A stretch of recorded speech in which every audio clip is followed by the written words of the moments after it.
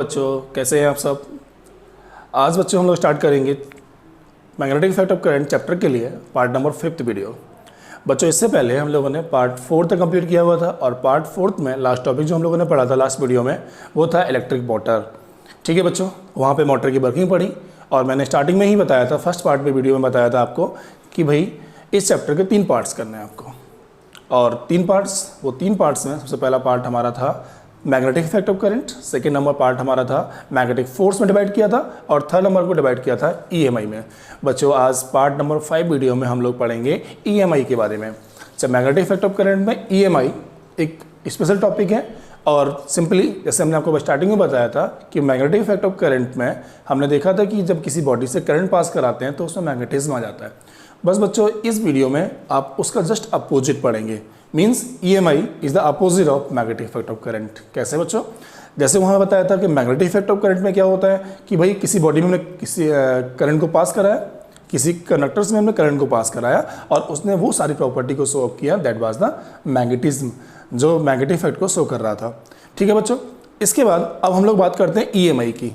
EMI stand for the electromagnetic induction.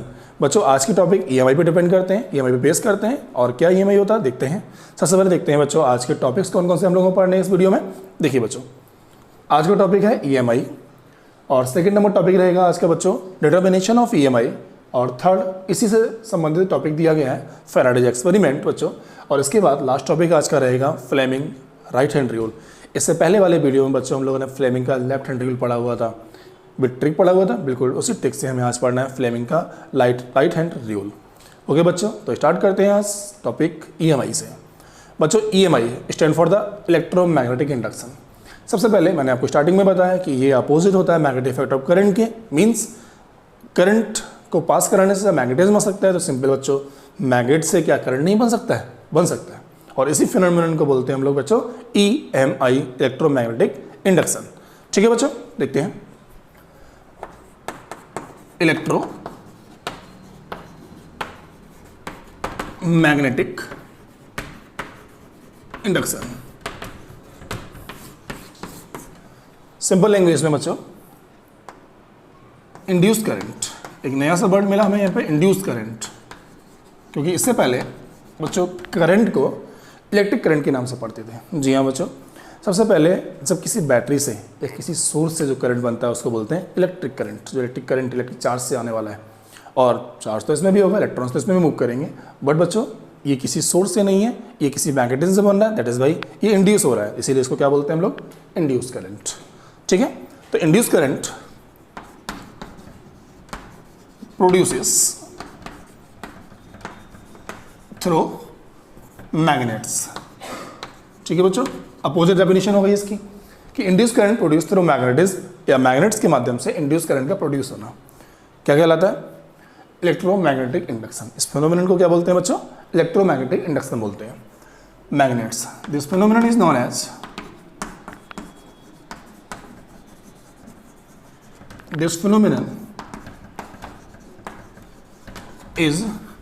Known as EMI electromagnetic induction. तो बहुत simple सी language, किसी magnet से करंट को प्रोड्यूस करना क्या कहलाता है बच्चों EMI कहलाता है। फर्स्ट नंबर टॉपिक हमारा यहाँ पे कंप्लीट हुआ। अब बच्चों इसके बाद हम लोग पढ़ेंगे किसको डिटर्मिनेशन ऑफ EMI को डिटरमाइन कैसे करेंगे। या सिंपल सी लैंग्वेज में अभी मैंने आपको बताया कि भाई इंड्यूस करंट को प्रोड्यूस करना किससे मैग्नेट से, किसी एक्टिविटी के माध्यम से हमें यहाँ बताना पड़ेगा कि ये ऐसा पॉसिबल कैसे हो सकता है कि मैग्नेट से करंट कैसे बनता है।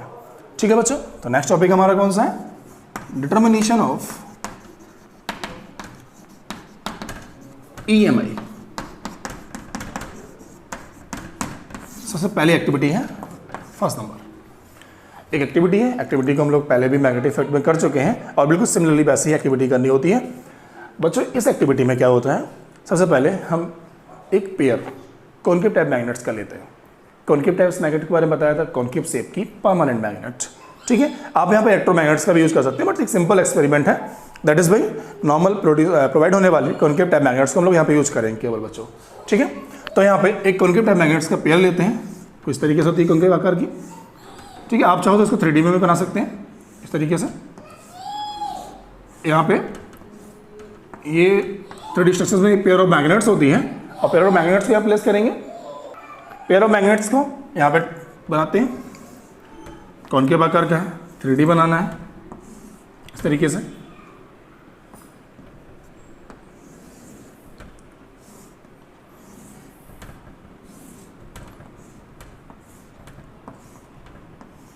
ये एक pair of concave type magnets को मैंने यहाँ पे प्लेस किया हुआ है। इसके बीच में स्पेस में एक ओपन स्टेट वायर, ओपन का मतलब प्लास्टिक नहीं होनी चाहिए। प्लास्टिक ना होने का रीज़न, कोई भी अगर मैग्नेटिज्म यहाँ पे आता है तो उसको जल्दी से सॉल्व करेगा। स्टेट वायर ए भी ले लिया, किसी भी मेटल का हो सकता है, और इसको मैं यहाँ के जाके कनेक्ट कर दिया यहाँ से एक गैल्वेनोमीटर से। बच्चों सबसे पहले गैल्वेनोमीटर क्या होता है? गैल्वेनोमीटर एक डिवाइस होती है जो क्या करती है, जो करंट को डिटेक्ट कर सकती है। मुझे पता करना है कि भाई यहाँ पे करंट है या नहीं है, किसी वायर में करंट है या नहीं, किसी कंडक्टर्स में करंट है या नहीं है, तो उसको डिटेक्ट करने वाले डिवाइस को क्या बोलते हैं हम लोग? गैल्वेनोमीटर। तो यहाँ पे अलग से नोट भी कर लेते हैं, गैल्वेनोमीटर क्या होता है? Galvanometer is a device, it is a device which can detect electric current. जो इलेक्ट्रिक करंट डिटेक्ट करती है वो कौन सी होती है? गैल्वेनोमीटर होती है। बच्चों ये कैसे डिटेक्ट करता है, सिंबल कैसे बताता है? देखिए जरा, जैसे मीटर होता था हमारा, वोल्ट मीटर होता था, वैसे ही हमारा गैल्वेनोमीटर है, बस थोड़ा इसकी स्केल में चेंज होता है। इसकी जो स्केल होती है गैल्वेनोमीटर की वो सेंटर पे होती है, मतलब 0 पॉइंट जो होता है इसका सेंटर पे होता है। अब इसकी जो निडल है, ये निडल अगर मान लीजिए क्लॉकवाइज आती है या एंटी क्लॉकवाइज मूव करती है। अगर क्लॉकवाइज मूव करती है तो ये बताता है कि करंट हमारा किस तरफ है? क्लॉकवाइज जा रहा है बच्चों। और इसके अलावा अगर ये एंटी क्लॉकवाइज जाती है तो करंट डायरेक्शन भी अपोजिट है, मीन्स ये डायरेक्शन ऑफ करंट को भी शो करता है। और इस डिफ्लेक्शन, इस निडल का डिफ्लेक्शन होने का मतलब है कि उस पर्टिकुलर कंडक्टर्स में करंट है। अगर ये डिफ्लेक्ट नहीं करेगी तो ये करंट नहीं होगा इसका मतलब। ठीक है बच्चों, तो यहाँ पर ये करंट को सॉल्व करती है। तो उसी डिवाइस को हमने यहाँ पे यूज किया, किसको? गैल्वेनोमीटर को। मतलब ये डिवाइस मुझे ये बताएगी क्या इस वायर में करंट है या नहीं है। मींस इसके अंदर आने वाला डिफ्लेक्शन मुझे ये सॉल्व करेगा कि करंट किस डायरेक्शन में मूव कर रहा है और करंट आ रहा है या नहीं आ रहा है। ठीक है बच्चों, फिर से एक बार देख लीजिएगा।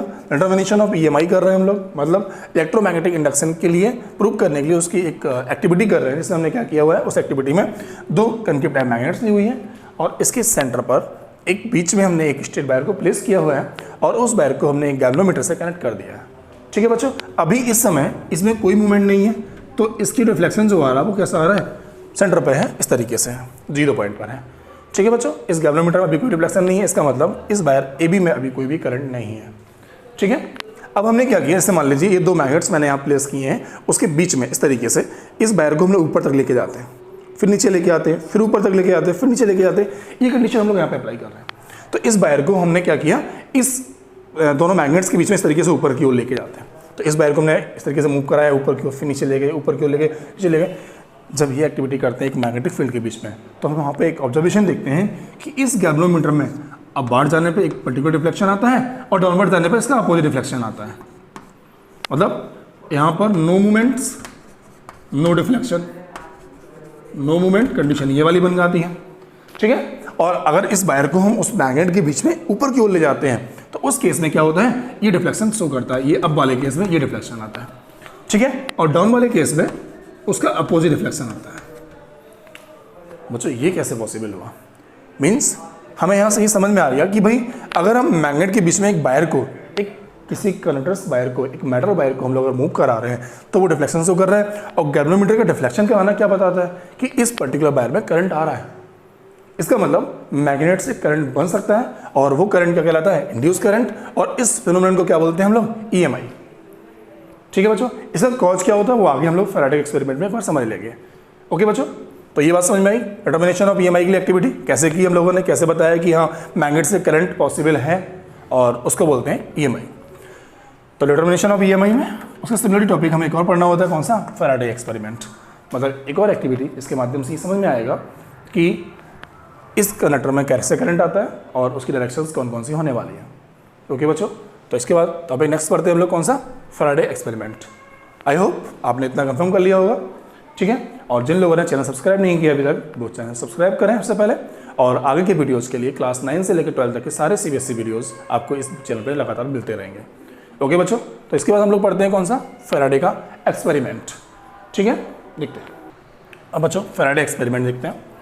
सबसे पहले हमने लास्ट टॉपिक में एक सोलेनॉइड को पढ़ा हुआ था। एक कॉइल है हमारी, इसको किसी सटर्न कोर में इस तरीके से प्लेस किया जाता है। ठीक है बच्चों, इसका नाम क्या होता है, सोलेनॉइड। ठीक है, अब हमें यहाँ पे क्या करना था, लास्ट टाइम हम लोगों ने यहाँ पे बैटरी का सोर्स लगा दिया था। ठीक है, इसमें करंट हम लोग पास कराते हैं, लेकिन हम लोग यहाँ पे पढ़ रहे हैं इस समय EMI। तो EMI में क्या करना है कि बच्चों यहाँ पर हमें इस जगह पर बैटरी का यूज़ नहीं करना है। मीन्स बैटरी का यूज़ नहीं करना है, इससे क्या यूज करना है, गैल्वेनोमीटर का यूज करना है। क्यों, अगर करंट आएगा तो करंट अगर आता है तो क्या होगा, सिंपल गैल्वेनोमीटर मुझे यहाँ पे शो अप करेगा कि भाई डिफ्लेक्शन आता है या नहीं आता है। ठीक है, तो लास्ट टाइम हम लोगों ने सोलेनॉइड पढ़ा हुआ था, वहाँ पे बैटरी का यूज किया था, और इस जगह पे हम लोग क्या यूज करेंगे, इसके रिप्लेस में गैल्वेनोमीटर, क्योंकि गैल्वेनोमीटर जिसका डिफ्लेक्शन सेंटर पर है। ठीक है, फैराडे एक्सपेरिमेंट, एक सोलेनॉइड ली हुई, कॉइल ली हुई हम लोगों ने, और उसको अटैच कर दिया किससे, एक गैल्वेनोमीटर से बच्चों। ठीक है, आपको बताना चाहता हूँ फैराडे साइंटिस्ट थे जिन्होंने EMI को भी डिस्कस किया हुआ था, और उसका एक्सपेरिमेंट को यहाँ पे एक्टिविटी के माध्यम से समझ रहे हैं हम लोग।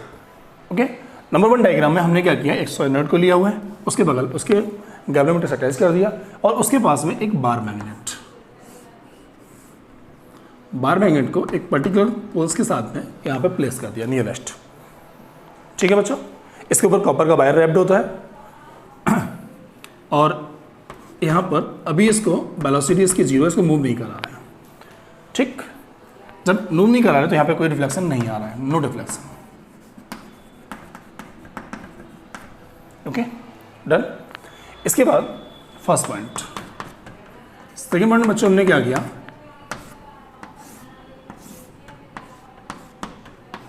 इसी सोलेनॉइड में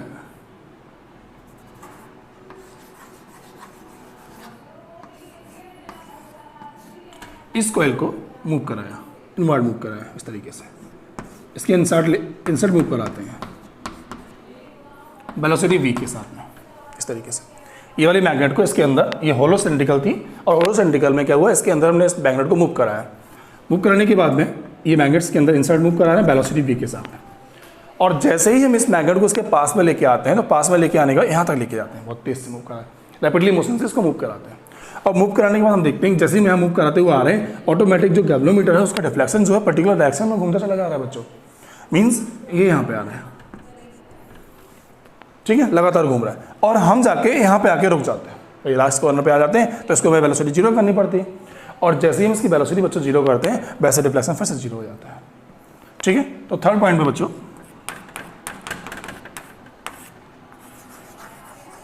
सोलेनॉइड में गैल्वेनोमीटर में डिफ्लेक्शन फिर से 0 हो जाता है। कब, जब ये वाली कॉइल जो मैग्नेट है हमारी कॉइल के अंदर, यहाँ पे आके इसकी वेलोसिटी फिर से 0 हो जाती है। ठीक है बच्चों, यहाँ पे 3 पॉइंट्स हमने किए, हम लोग पढ़ के आ रहे हैं, फैराडे एक्सपेरिमेंट पढ़ रहे हैं, और ये Faraday experiment determination of EMI का ही पोर्शन है। ओके, तो यहाँ पे हमने क्या किया, सबसे पहले एक सोलेनॉइड को लिया हुआ था, और इस सोलेनॉइड में एक बार मैग्नेट को इसके पास नियरेस्ट प्लेस किया।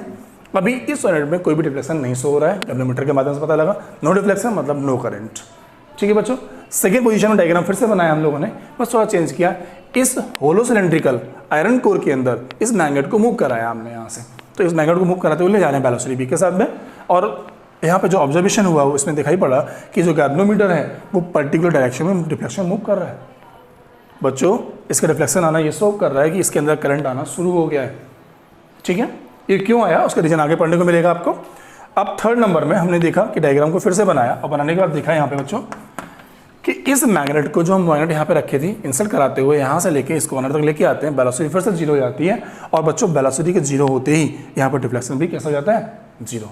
यहाँ पर डिफ्लेक्शन शो हो रहा था, डिफ्लेक्शन है, और यहाँ पे फिर से कैसा है, नो डिफ्लेक्शन, और नो डिफ्लेक्शन होने का मतलब क्या हुआ कि करंट हमारा 0 हो गया।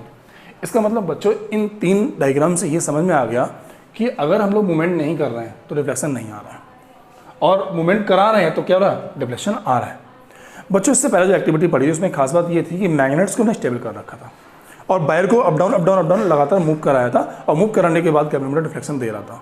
और यहाँ पे हम लोग क्या कर रहे हैं, यहाँ पे जो हमारा कंडक्टर्स है, जो हमारी कॉइल है वो स्टेबल है, वो स्टेशनरी पोजीशन में है, वो मूव नहीं कर रही है। उसकी बजाय हमारी मैग्नेट मूव कर रही है और डिफ्लेक्शन आ रहा है। इसका मतलब हमें ये समझ में आ गया कि कोई भी एक चीज़, या तो कंडक्टर्स हमारा या हमारी मैग्नेटिक पार्टिकल्स जो भी हैं वो मूव करते हैं, और उनके मूव करने से क्या हो रहा है, यहाँ पे इंड्यूस करंट प्रोड्यूस हो रहा है, EMI को शो अप कर रही है।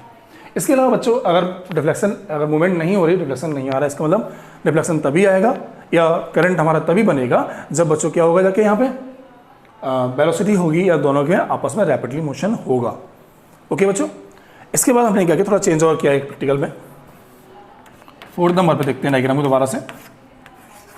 ये कॉइल, और इस कॉइल में इस मैग्नेट को हम वापस ले जा रहे हैं, यहाँ से नॉर्थ साउथ से वापस ले जा रहे हैं, बी वेलोसिटी से इस तरह मूव करा रहे हैं। और जैसे ही हमने इस तरह मूव कराया तो बच्चों यहाँ पर रिफ्लेक्शन जो आया था उसका जस्ट अपोजिट यहाँ पे आ रहा है, इस तरफ। मीन्स वापस जाने पर अगर इसका मोशन की डायरेक्शन अपोजिट हो जाती है तो रिफ्लेक्शन भी कैसा हो जा रहा है बच्चों, अपोजिट हो जा रहा है। मतलब गैल्वेनोमीटर करंट को अपोजिट शो अप कर रहा है। मतलब अगर हम वापस जा रहे हैं तो डायरेक्शन ऑफ करंट भी कैसी हो जा रही है, अपोजिट हो जा रही है बच्चों। ठीक है, जस्ट अपोजिट। इसके बाद बच्चों नेक्स्ट हमने एक्टिविटी में क्या किया, 5 नंबर यहाँ पे देखेंगे। इसी कोयल में बच्चों फिर से वापस लेके आते हैं, इस कोयल को वापस लेके आ गए, इस कोयल में बाहर निकाल लिया हमने, और बाहर निकालने के बाद में फिर से वेलोसिटी कितनी होगी बच्चों, 0। और 0 होते ही क्या हुआ, डिफ्लेक्शन नहीं आया। ठीक है बच्चों, ये पॉइंट समझ में आ गया, वेलोसिटी होगी तभी डिफ्लेक्शन आएगा। डायरेक्शन अपोजिट कर दी दोनों में हमने, तो क्या हुआ, डायरेक्शन अपोजिट हो गया। इसके बाद फैराडे ने एक्सपेरिमेंट में क्या किया, 5 नंबर के बाद 6 नंबर में, इसी कॉइल में अब की बार जो मैग्नेट लेके आते हैं, इस मैग्नेट को लिया और इसके पोलरिटीज़ को चेंज कर दिया बच्चों। पोलरिटी चेंज करने का रीज़न क्या है, मतलब पहले यहाँ पे नॉर्थ पोल था, अब यहाँ पे साउथ कर दिया, नॉर्थ वाला इस साइड में कर दिया। ठीक है, तो इस बार हमने क्या किया, जब मैग्नेट को इंसर्ट कराया तो साउथ पोल हमारा यहाँ पे, नॉर्थ पोल हमारा यहाँ पे, पोलरिटीज़ को चेंज कर दिया। और डायरेक्शन जो मोशन की थी वो हमारी कैसी थी, सिमिलर जो पहले हम यहाँ पे सेकंड वाले पॉइंट्स में कर चुके हैं। ठीक है, इस तरीके से दोबारा से हमने मैग्नेट्स को अंदर मूव कराया। मूव कराने के बाद डिफ्लेक्शन फिर से आया इसके अंदर, लेकिन बच्चों डिफ्लेक्शन जो आया था वो इस वाले के अपोजिट आया था। मीन्स एक चीज़ और समझ में आ गई हमें यहाँ से कि डायरेक्शन ऑफ मोशन तो सेम है हमारी। देखिए दोनों में इंसर्ट करा रहे हैं, इसमें भी इंसर्ट करा रहे हैं, इसमें भी इंसर्ट करा रहे हैं, उसके बावजूद भी डिफ्लेक्शन दोनों में कैसा आ रहा है, अपोजिट। इसका मतलब डायरेक्शन ऑफ इंड्यूस करंट जो है वो मैग्नेट्स की पोलरिटी पे भी डिपेंड कर रही है। अगर हमारी पोलरिटीज अपोजिट हो जाएंगी तो ऑब्वियसली बच्चों क्या हो जाएगा, डायरेक्शन ऑफ करंट भी हमारी कैसी हो जाएगी, चेंज हो जाएगी।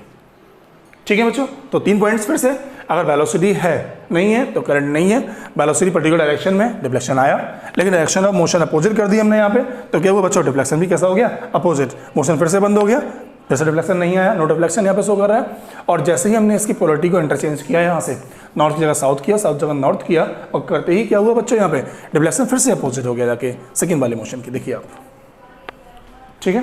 तो इस एक्टिविटी में शो हुआ कि 3 चीज़ों पे हमारा EMI डिपेंड कर रहा है। किस पे? जो इंड्यूस करंट है वो मोशन पे डिपेंड करता है। अगर रैपिडली मोशन किसी एक का होना चाहिए, या तो हमारा एक कंडक्टर से मूव करता हो या हमारी वहाँ पे मैग्नेट मूव करती हो, इस केस में डिफ्लेक्शन आएगा। अगर मोशन नहीं होगा किसी एक में तो ऑब्वियसली क्या होगा, डिफ्लेक्शन नहीं आएगा, मतलब करंट नहीं होगा उसके अंदर। और अगर हम डायरेक्शन ऑफ मोशन चेंज करते हैं, डायरेक्शन ऑफ मोशन अगर हम लोग चेंज करते हैं तो ऑब्वियसली क्या होगा, जाके डायरेक्शन ऑफ करंट जो है वो भी हमारी कैसे हो जाएगी, इट ऑल्सो बिकम चेंज। ठीक है बच्चों। इसके अलावा लास्ट टाइम हमने प्रैक्टिकल जो किया उसमें देखा पोलरिटीज को चेंज कर दिया, तो ऑब्वियसली क्या हुआ, जाके it shows the opposite deflection.